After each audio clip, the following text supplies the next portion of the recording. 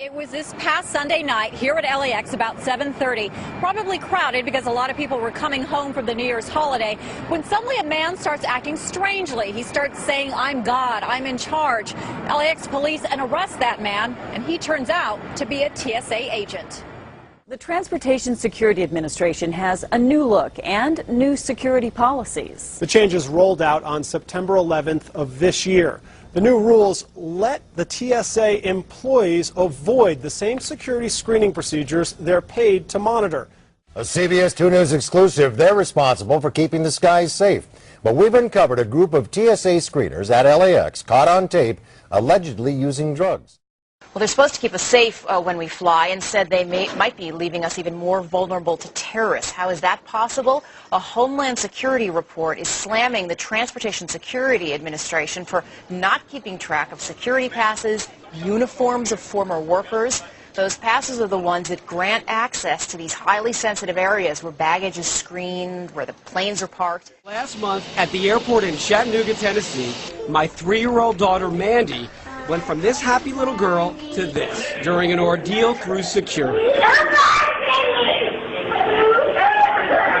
My cell phone has about 17 seconds of this. Here, a TSA employee we've decided not to show is patting down Mandy while my wife holds her. First, they tried a handheld metal detector. Mandy was not in the mood. And the TSA employee, well, in my opinion, did not know how to communicate to her.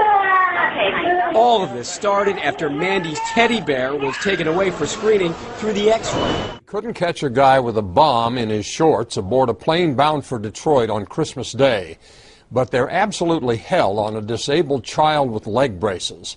The Transportation Security Administration refused to allow a 4-year-old disabled boy to pass through airport security without first taking off his leg braces. A Philadelphia Inquirer columnist reports how screeners at the Philadelphia airport made this insane request of a child taking his first flight to Disney World last March. The 4-year-old was born prematurely. He has malformed ankles and low muscle tone in his legs, and he was just beginning to walk at the time this happened. His parents told airport screeners their son couldn't walk without the braces, which are made of metal and plastic. But that didn't matter to the screener, who insisted that the child had to walk through the checkpoint on his own. When the father, who was a New Jersey police officer, asked to see a supervisor and told him that his 4-year-old son clearly was not a terrorist, he says the supervisor told him, quote, "You know why we're doing this," unquote. A new low for the TSA agents, the airport screeners, making sure people don't carry bombs or explosives onto airplanes. A California woman is vindicated in a year-old case that's going to probably infuriate you. She was arrested, strip-searched, jailed, and brought to trial over applesauce for her ailing 93-year-old mother who she was traveling with. Officers come up and they cuff me and they put me in the police car, and by now I'm hysterical because I've never had an encounter with the law. Hayes was sued for misdemeanor battery by one of the TSA agents. Fast forward a year, $15,000, 2 judges and 2 attorneys. Everyone, including her family, wanted her to take a plea bargain. But she said in her heart she knew she didn't do anything wrong. The toughest part was they all wanted me to take the plea bargain. And I said, no, I can't do it. And if nothing else, it's an example that I've set for my family. And today, a judge in a Glendale courtroom continued the case for 6 months, told the grandmother of 6 to stay out of trouble, and the case will be dismissed. It should have happened a year ago. She should never have been arrested. She was arrested at the airport with her elderly mother. She was strip searched at a jail.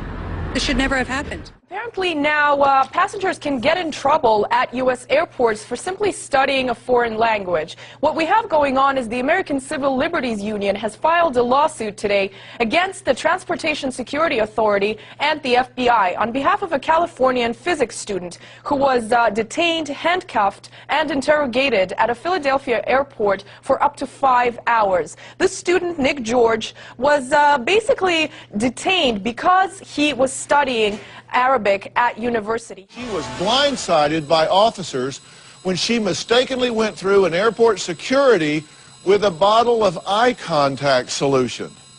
Robin says she was beaten so badly she actually wondered if she was going to die.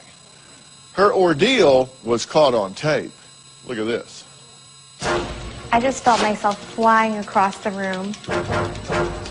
I thought I was going to die. I was flying from D.C. back home to New York. I got to the TSA screening and they x-rayed my bag and they said, "Oh, she's got a bottle." And I said, "Oh, that's just my contact lens solution. Feel free to throw it out." And then they took me to the secondary screening area. The officer came from behind, picked me up and threw me across the room into another passenger and into a metal chair. And then he took my arm and he started twisting it around till I felt it breaking. And I go, "Oh my God, you're breaking my arm." Then he picked me up, threw me against a metal table. There were 3 officers beating me up. There were 2 holding me down while he smashed my head into the table. I didn't know who was beating me up or why. I just kept saying, "Get off of me, get off of me, get off of me."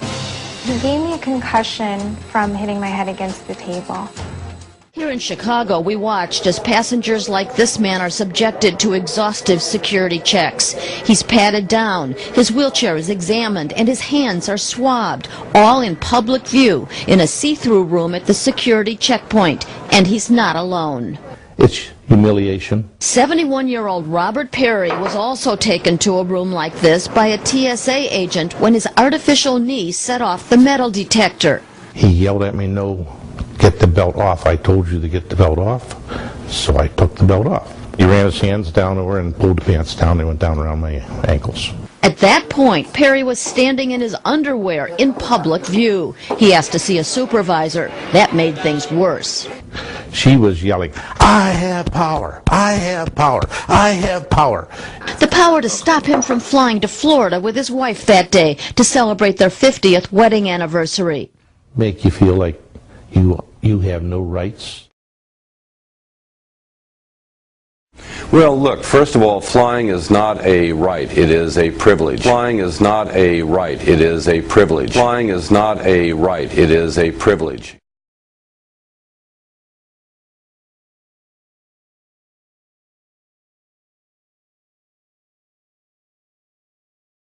It's the sort of security we've seen a lot of since 9/11 at places like airports and seaports and major sporting events. Now, here at the bus station. To sort of invent the wheel in advance in case we have to, if there ever is specific intelligence requiring us to be here, this way us and our partners are ready to move in at a moment's notice. What we're looking for are threats to national security as well as immigration law violators. We're also looking at one of our main initiatives, which is bulk cash smuggling. And so passengers ready to head toward Orlando, Jacksonville, and points north had to go through a series of checks while Susu from the Tampa Airport Police Department gave the bus his sniff test. It's all part of what Homeland Security calls VIPER, for Visible Intermodal Prevention and Response. Yeah, they're big on initials. In this team effort between TSA, ICE, CBP, and TPD. This is ongoing for us. We do this every day. Well, imagine showing up for your next flight at the airport and being handed a device, a little bracelet, that would serve as your boarding pass. It would track your lost luggage. And it would also shock you with the same power as a taser if you get out of line. Well, a top official with the Department of Homeland Security has expressed interest in these so-called safety bracelets. So is this really the future of air travel?